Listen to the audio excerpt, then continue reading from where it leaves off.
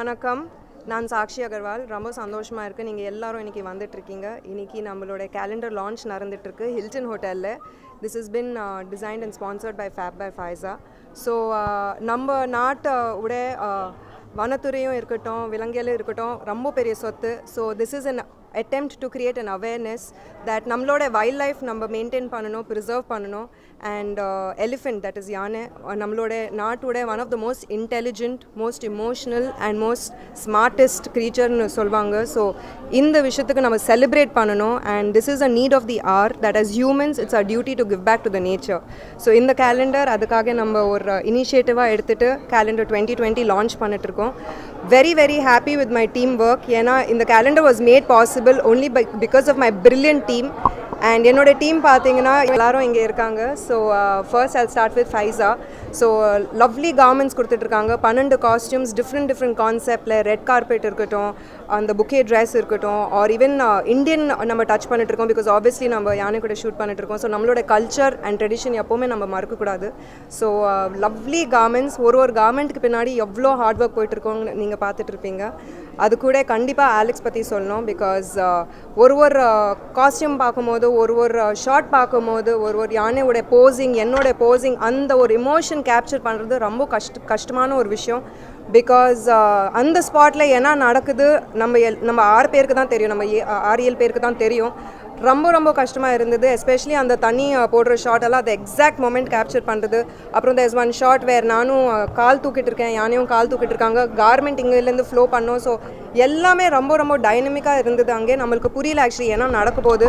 ஏதோ ஒரு தில்ல நம்ம போயிட்டோம், சரி பண்ணுறோம், தட்டுறோம், தூக்குறோம் ஆல் தட். பட் அங்கே போயிட்டு கொஞ்சம் பயமாக இருந்தது. பட் செம்மையாக ஷார்ட் கேப்சர் பண்ணாங்க. அண்ட் விஜய் ஷரத் அவங்க பற்றி சொல்லணும்னா 12 காஸ்டியூம், 12 விதமான மேக்கப், 12 விதமான ஒரு hair style. Half an hour தான் டைம் கொடுப்பேன் அவங்களுக்கு. ஏன்னா நம்ம உடனே ஷார்ட் எடுக்கணும். ஏன்னா சன்லைட் போயிடும், மழை வர மாதிரி இருக்குது, நிறைய அங்கே என்விரான்மெண்டல் ப்ராப்ளம்ஸ் இருந்தது. பட் கரெக்டாக பண்ணி கொடுத்தாங்க. நான் கேட்குறது ஒரு விஷயம் கரெக்டாக பண்ணி கொடுத்தாங்க. And definitely I have to mention Abdul. ஏன்னா அந்த ஒரு கண்டிஷனில் கேரவேன் கிடையாது, ஒரு ஏசி ரூம் கிடையாது, அவ்வளோ கஷ்டமாக இருக்கும். ஒரு மிரர் கிடையாது அங்கே.